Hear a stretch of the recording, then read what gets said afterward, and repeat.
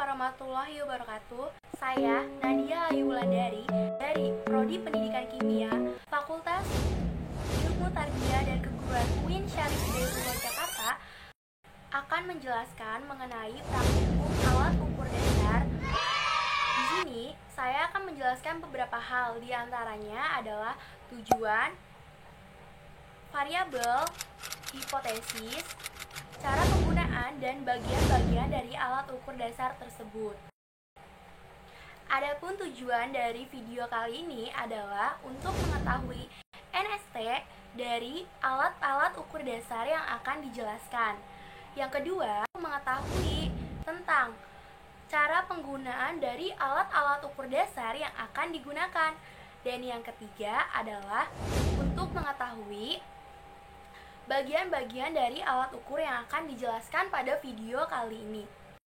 Sedangkan mengenai variabel-variabel yang akan dijelaskan pada video kali ini adalah variabel terkontrol, terikat, dan variabel bebas.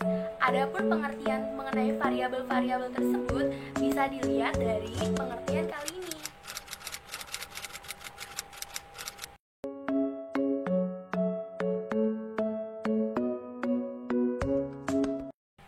Alat ukur pertama yang akan saya jelaskan yaitu mistar. Mistar biasa disebut juga sebagai penggaris. Mistar selain dapat digunakan untuk mengukur panjang atau lebar suatu benda, bisa juga untuk menggambar suatu garis.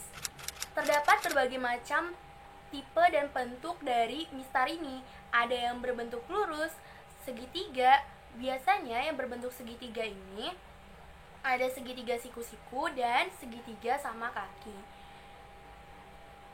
Maupun apabila dilihat dari jenis dan bahannya, penggaris atau mistar ini dapat terbuat dari plastik, logam. Adapun NST atau nilai skala terkecil dari mistar adalah 1 mm atau 0,1 cm. Karena jarak antara skala utama satu ke skala utama lainnya yaitu 1/10 kali skala utamanya. Jika kita melakukan sebuah eksperimen atau praktikum menggunakan penggaris ini, yang berperan sebagai variabel kontrol adalah penggaris. Sebagai variabel bebasnya adalah alat yang akan diukur, atau seperti misalnya buku yang akan diukur dengan penggaris, yaitu berperan sebagai variabel bebas. Nah, sedangkan variabel terikatnya adalah hasil pengukuran, karena variabel terikat ini adalah akibat dari variabel bebas ini.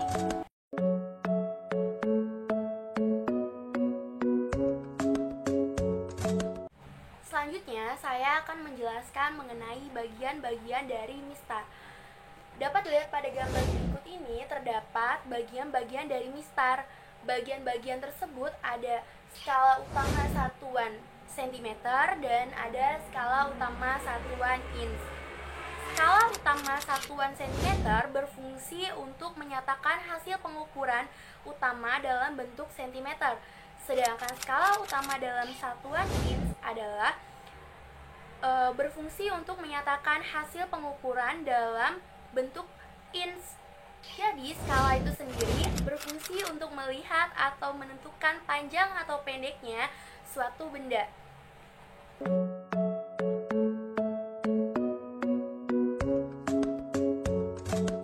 Selanjutnya, saya akan menjelaskan tentang cara penggunaan mistar. Adapun cara penggunaan mistar tersebut adalah letakkan mistar pada benda yang akan diukur panjangnya. Titik nol pada mistar harus tepat dengan ujung awal dari panjang benda yang akan diukur. Yang kedua yaitu nilai ukur benda ditunjukkan oleh garis pada skala penggaris atau mistar yang bertepatan dengan ujung pada benda tersebut yang akan diukur. Dan yang ketiga yang harus diperhatikan adalah ketika menentukan nilai hasil pengukuran pada benda tersebut, yaitu pandangan harus tegak lurus pada tanda garis skalanya. Alat ukur selanjutnya yang akan saya bahas yaitu jangka sorong. Jangka sorong berasal dari matematikawan berkebangsaan Prancis yaitu Pierre Vernier. Pada saat ini, jangka sorong sudah beraneka macam, yaitu baik yang digital maupun jangka sorong analog. jangka sorong ini kita dapat mengukur suatu kedalaman sebuah pipa, baik bagian luar maupun bagian dalamnya. Suatu bejana pun dalam bentuk kedalamannya dapat kita ukur. Adapun NST dari jangka sorong tersebut yaitu 0,1 mm atau 0,01 cm. Jika kita melakukan suatu eksperimen pengukuran menggunakan jangka sorong yang berperan sebagai variabel terkontrol atau variabel kontrol dari pengukuran tersebut yaitu jangka sorong. Variabel bebasnya yaitu benda yang akan diukur dengan jangka sorong tersebut.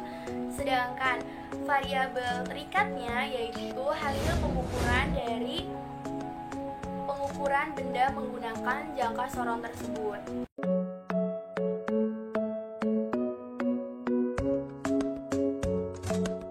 Selanjutnya, saya akan menjelaskan tentang bagian-bagian dari jangka sorong itu sendiri. Bagian-bagian dari jangka sorong dapat kita lihat pada gambar berikut ini. Nah, berdasarkan pada gambar tersebut, dapat kita lihat ada bagian rahang atas. Rahang atas terdiri dari dua rahang, yaitu rahang tetap dan rahang geser. Sedangkan fungsi dari rahang atas ini yaitu untuk mengukur diameter dalam suatu benda.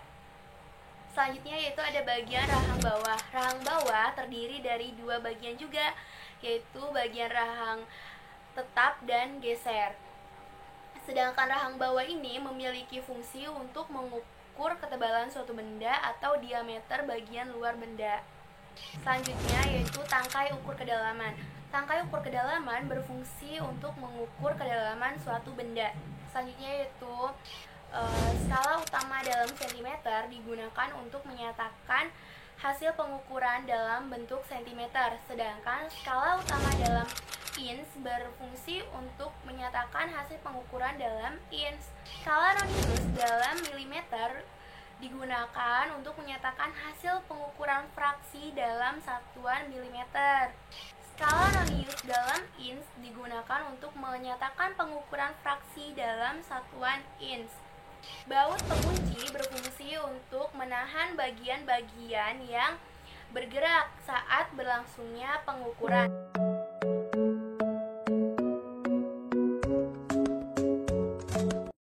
Selanjutnya, saya akan menjelaskan cara penggunaan dari jangka sorong ini. Yang pertama yaitu kita bisa lakukan untuk mengendurkan rahang geser, yaitu dengan cara memutar baut atau skru pengunci berlawanan dengan arah jarum jam. Selanjutnya, dorong rahang geser hingga menyentuh rahang tetap. Apabila rahang geser berada pada tepat di angka 0, baik di skala utama maupun skala nonius berhimpit pada satu garis lurus di angka 0 tersebut, maka jangka sorong siap untuk digunakan.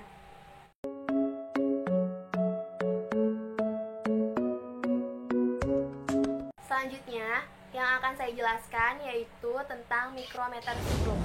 Mikrometer skrup adalah alat untuk mengukur besaran panjang. Dalam hal ini, mikrometer skrup juga bisa didefinisikan sebagai alat untuk mengukur benda-benda yang sangat berukuran kecil. Biasanya, mikrometer skrup itu digunakan pada laboratorium fisika untuk mengukur ketebalan sehelai rambut, ketebalan sebuah kaca, dan bisa juga digunakan untuk mengukur diameter sebuah kawat. NST dari mikrometer skrup itu sendiri yaitu 0,01 mm. Sangat kecil ya, iya, karena jika dikonversikan ke dalam sentimeter yaitu 0,0001 cm. Jika kita melakukan sebuah eksperimen dengan menggunakan mikrometer skrup sebagai alat ukurnya, kita dapat menentukan beberapa variabel. Variabel-variabel tersebut yaitu variabel bebas, variabel kontrol, dan variabel terikat. Variabel kontrol dalam hal ini yaitu mikrometer skrup itu sendiri karena digunakan untuk mengukur sebuah alat yang akan diukur. Nah, sedangkan variabel bebas dari pengukuran ini adalah alat yang akan diukur atau benda yang akan diukur. Misalkan untuk mengukur kaca, berarti kaca berperan sebagai variabel bebas. Nah, sedangkan variabel terikatnya adalah suatu hasil pengukurannya. Karena dalam hal ini hasil pengukuran didapatkan atau diakibatkan dari sebuah variabel bebas, yaitu benda yang diukur.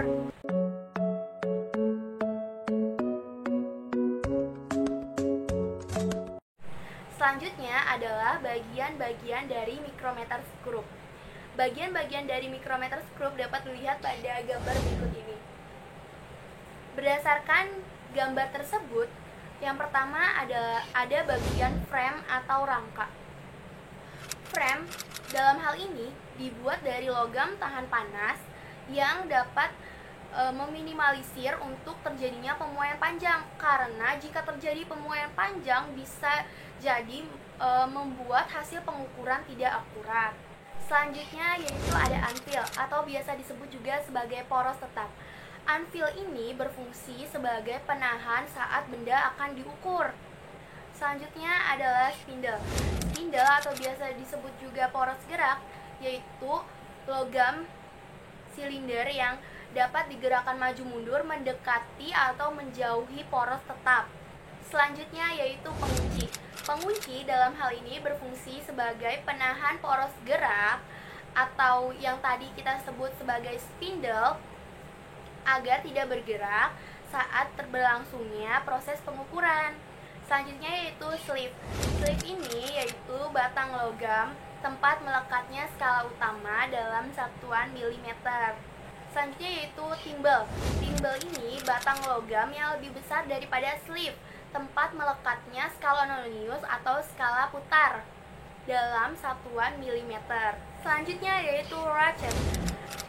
Dalam hal ini, ratchet ini berfungsi untuk mengencangkan poros gerak.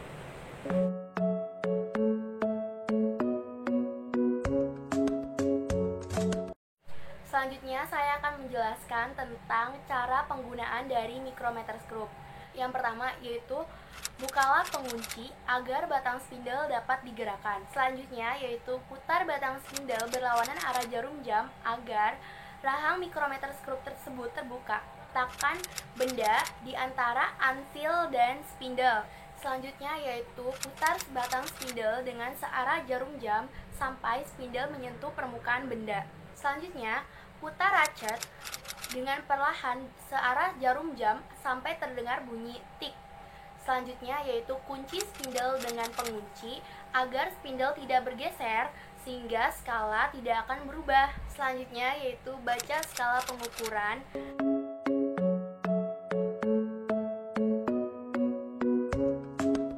Selanjutnya saya akan menjelaskan tentang alat ukur neraca 4 lengan.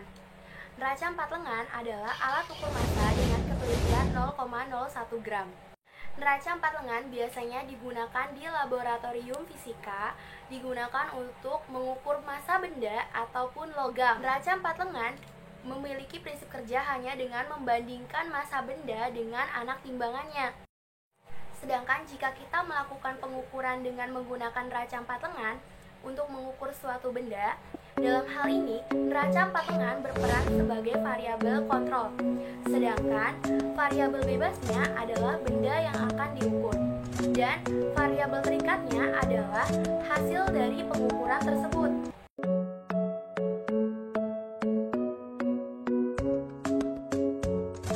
Selanjutnya, saya akan menjelaskan tentang bagian-bagian dari neraca 4 lengan.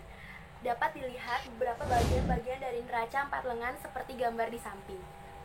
Nah, bagian-bagian dari neraca 4 lengan diantaranya adalah ada tempat beban yang digunakan untuk menempatkan benda yang akan diukur atau ditimbang. Selanjutnya ada tombol kalibrasi. Tombol kalibrasi ini digunakan untuk mengkalibrasi neraca ketika neraca tidak dapat digunakan untuk mengukur. Selanjutnya, ada 4 lengan neraca yang dijadikan sebagai acuan untuk penyebutan neraca ini, yaitu neraca 4 lengan. Selanjutnya ada pemberat atau anting yang terdapat pada setiap lengan yang dapat digeser-geser sebagai penunjuk saat pengukuran berlangsung. Selanjutnya terdapat titik nol yang digunakan sebagai titik kesetimbangan.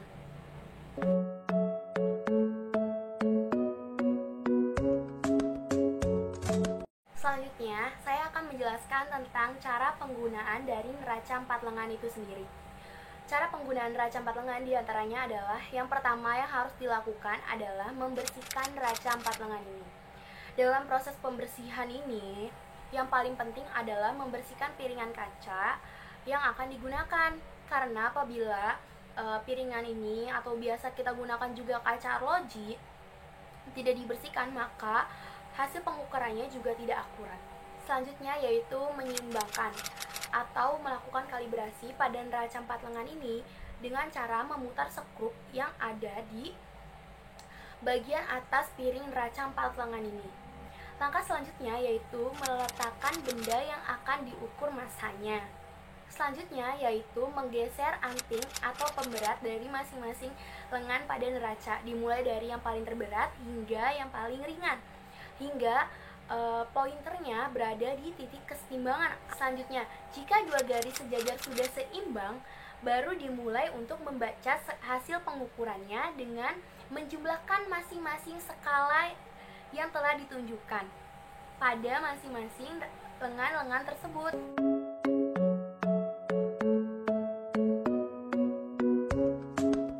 Selanjutnya yang akan saya jelaskan yaitu stopwatch. Stopwatch adalah alat ukur waktu yang digunakan untuk mengukur lamanya waktu yang digunakan dalam suatu kegiatan. Nah, di sini saya akan menjelaskan dua macam stopwatch, yaitu stopwatch analog dan stopwatch digital. Sama halnya dengan alat-alat yang sebelumnya. Jika kita menggunakan stopwatch dalam suatu kegiatan, maka stopwatch berperan sebagai variabel kontrol, sedangkan hal yang diukur waktunya yaitu berperan sebagai variabel bebas. Nah, hasil pengukurannya atau kita bisa sebut dengan lama waktunya itu termasuk ke dalam variabel terikat.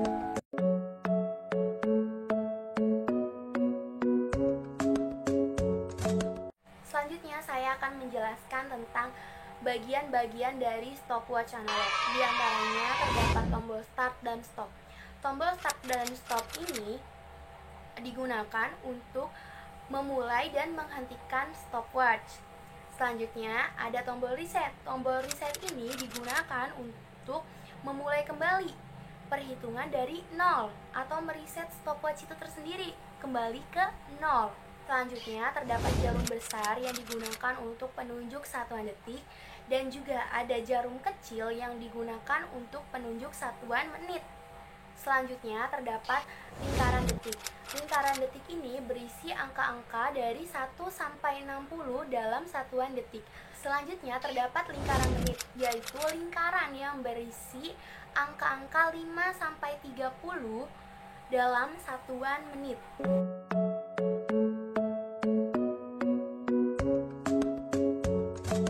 Selanjutnya, saya akan menjelaskan tentang cara penggunaan dari stopwatch analog ini. Cara penggunaan dari stopwatch analog yaitu pertama, sediakan stopwatch yang akan digunakan untuk mengukur. Yang kedua, pastikan stopwatch dalam keadaan 0 atau sudah terkalibrasi. Selanjutnya, menekan tombol start untuk memulai pengukuran waktu. Maka jarum besar pada stopwatch akan berjalan untuk pengukuran detik. Satu putaran penuh jarum besar itu menunjukkan bahwa dalam 60 detik atau kita bisa sebut 1 menit. Jika dirasa pengukuran sudah selesai, maka tekan tombol stop untuk mengakhiri pengukuran tersebut. Selanjutnya yaitu membaca hasil pengukuran. Berapakah hasil pengukurannya? Tinggal dicatat. Nah, setelah pengukuran selesai, jangan lupa untuk menekan tombol reset untuk membalikan lagi stopwatch ke keadaan 0 atau keadaan telah terkalibrasi. Sama halnya dengan stopwatch analog, stopwatch digital juga digunakan untuk mengukur lamanya waktu yang diperlukan dalam suatu kegiatan. Dalam hal ini, perbedaannya terdapat pada layar monitor yang terdapat pada stopwatch digital yang dapat menampilkan suatu hasil pengukuran sampai satuan detik, sehingga Hasil pengukuran tersebut tidak harus diterka-terka lagi, tapi dapat langsung dibaca hingga satuan detik tersebut. Begitu pula dengan variabel-variabel yang akan ditentukan dalam pengukuran waktu menggunakan stopwatch digital ini. Dalam hal ini, stopwatch digital berperan sebagai variabel kontrol, sedangkan lamanya waktu yang akan diukur berperan sebagai variabel bebas. Sedangkan waktu akhir yang dihasilkan dari pengukuran tersebut disebut sebagai variabel terikat.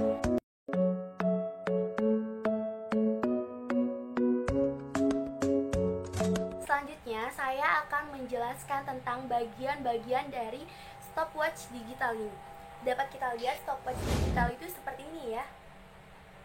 Nah, bagian-bagian dari stopwatch digital tersebut diantaranya yang pertama ada LCD atau layar monitor yang akan menampilkan hasil pengukuran sampai satuan detik. Selanjutnya terdapat 4 digit tampilan waktu, yaitu M untuk waktu menit dan S dalam detik. Timer dapat diprogram maksimum hingga 99 menit dan 59 detik dan dapat digunakan untuk menghitung mundur. Selanjutnya yaitu bell alarm output saat waktu menghitung mundur ke 0. Selain itu, timer ini juga berfungsi sebagai memory recall.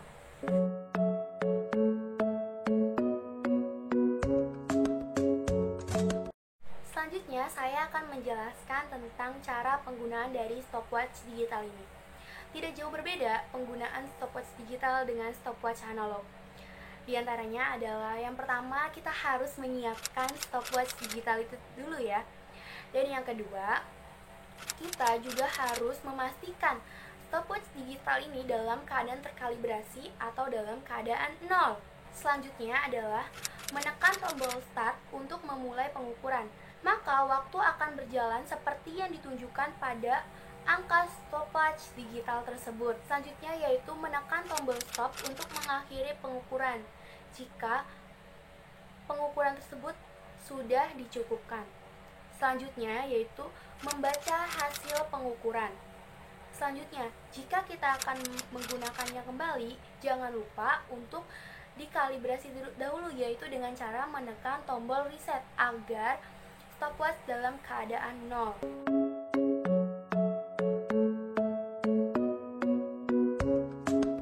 Alat ukur yang selanjutnya saya bahas yaitu termometer air raksa. Termometer air raksa adalah alat ukur suhu yang menggunakan cairan raksa sebagai pengisinya.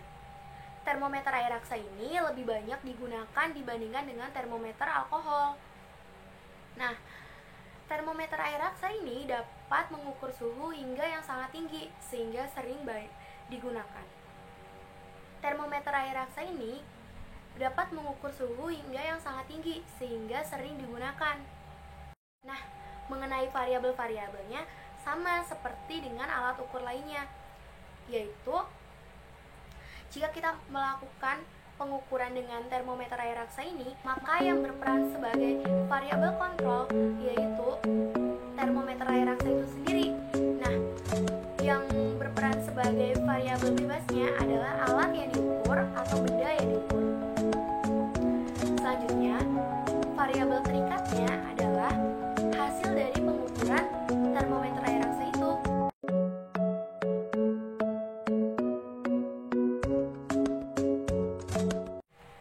Selanjutnya, saya akan membahas tentang bagian-bagian dari termometer air raksa. Seperti ini. Nah, bagian-bagian dari termometer air raksa ini diantaranya terdapat tabung gelas. Tabung gelas ini disebut juga sebagai badan termometer yang di dalamnya terdapat komponen-komponen penting seperti skala dan pipa kapiler. Selanjutnya yaitu pipa kaca atau pipa kapiler yang memiliki fungsi sebagai tempat pemuaian dari air raksa tersebut. Selanjutnya adalah skala. Skala adalah bagian garis-garis pada termometer yang berisi angka yang digunakan sebagai penunjuk derajat Celcius suatu benda yang diukur. Selanjutnya yaitu zat cair pengisi termometer, yaitu air raksa. Air raksa ini berperan sangat penting karena sebagai komponen yang mengindikasikan derajat suhu suatu benda tersebut. Selanjutnya yaitu lekukan. Lekukan yang terdapat pada termometer air raksa ini berfungsi agar zat cair atau air raksa yang ada di dalam termometer ketika memuai tidak mudah untuk turun kembali. Selanjutnya adalah tandon.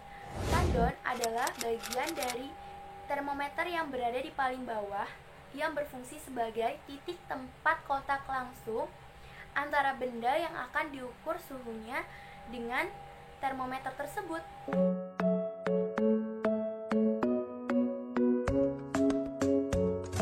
Selanjutnya, saya akan menjelaskan tentang cara penggunaan termometer air raksa. Cara penggunaan termometer air raksa ini, yang pertama adalah rendam dulu termometer air raksa ke dalam air dingin dalam beberapa waktu. Hal ini bertujuan agar air raksa yang tadinya menunjukkan suhu ruangan menjadi turun. Selanjutnya, untuk mempercepat turunnya suhu, kita dapat melakukan dengan cara mengocok-ngocoknya dalam beberapa waktu. Selanjutnya, ketika suhunya sudah turun, kita dapat melakukan pengukuran dengan termometer air raksa ini. Nah, selanjutnya setelah 3 menit, segera angkat termometer air raksa tersebut dan arahkan ke cahaya. Maka, segeralah lihat angka yang ditunjukkan oleh air raksa tersebut. Selanjutnya, jangan lupa untuk membersihkan termometer setelah digunakan. Kita bisa membersihkan termometer dengan cara mengalirkannya pada air dan dengan bantuan sabun juga, tapi jangan yang terlalu keras. Nah, selanjutnya bisa juga dengan menggunakan bantuan alkohol untuk membersihkannya. Selanjutnya, setelah termometer dibersihkan, jangan lupa untuk dilap agar kering. Setelah kering, termometer dapat diletakkan pada tempat yang telah disediakan agar tidak mudah pecah.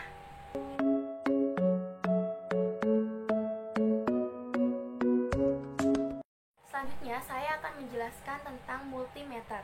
Multimeter yang akan saya jelaskan ada 2, yaitu multimeter analog dan multimeter digital. Untuk multimeter analog adalah alat ukur listrik analog yang menggunakan jarum petunjuk yang diarahkan pada skala yang tertera pada alat ukur tersebut. Alat ukur ini atau multimeter analog ini digunakan untuk mengukur tegangan, hambatan, dan kuat arus. Sama halnya dengan alat-alat ukur yang lainnya, dalam penentuan variabel-variabel untuk alat ukur listrik analog ini atau multimeter analog ini, yang berperan sebagai variabel kontrol adalah multimeter analog tersebut. Yang berperan sebagai variabel bebasnya adalah benda yang akan diukur tegangannya atau hambatannya atau arus listriknya. Nah, sedangkan untuk variabel terikatnya adalah hasil dari pengukuran itu sendiri.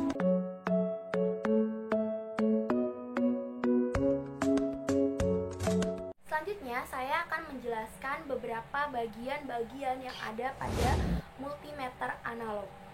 Nah, bagian-bagian tersebut diantaranya terdapat saklar yang digunakan untuk mengatur posisi jarum petunjuk pada multimeter analog tersebut. Selain itu, terdapat tombol pengatur jarum petunjuk untuk mengatur ke posisi 0.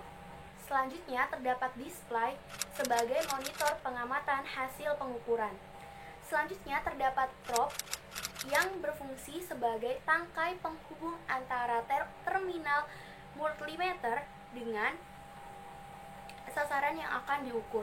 Selanjutnya, terdapat saklar pemilih yang berfungsi sebagai memilih batas pengukuran dan posisi pengukuran.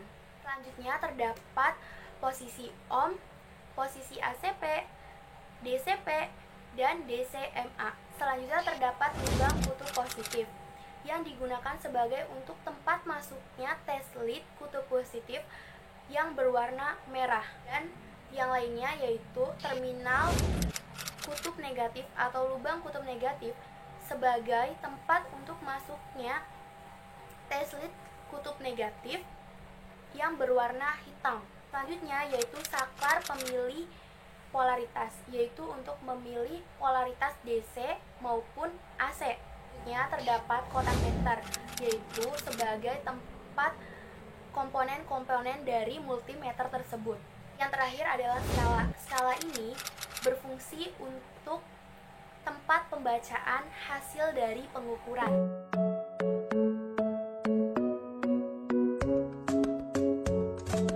Selanjutnya, saya akan menjelaskan tentang cara penggunaan multimeter analog.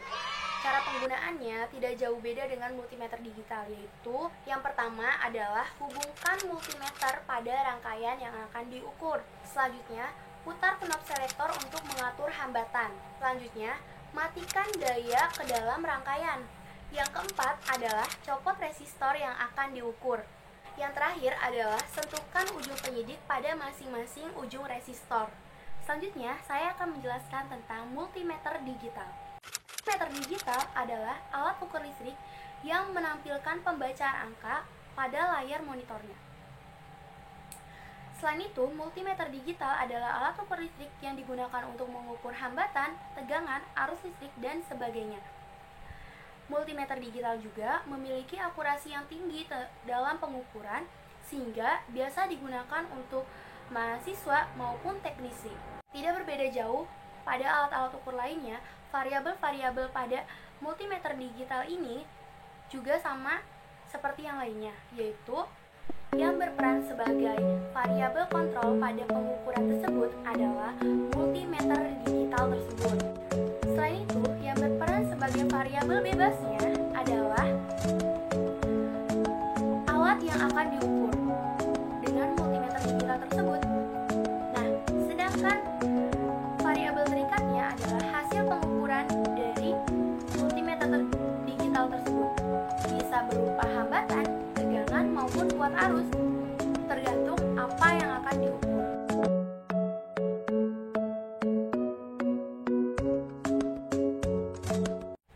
Selanjutnya, saya akan menjelaskan tentang bagian-bagian dari multimeter digital, seperti yang ada pada gambar berikut ini.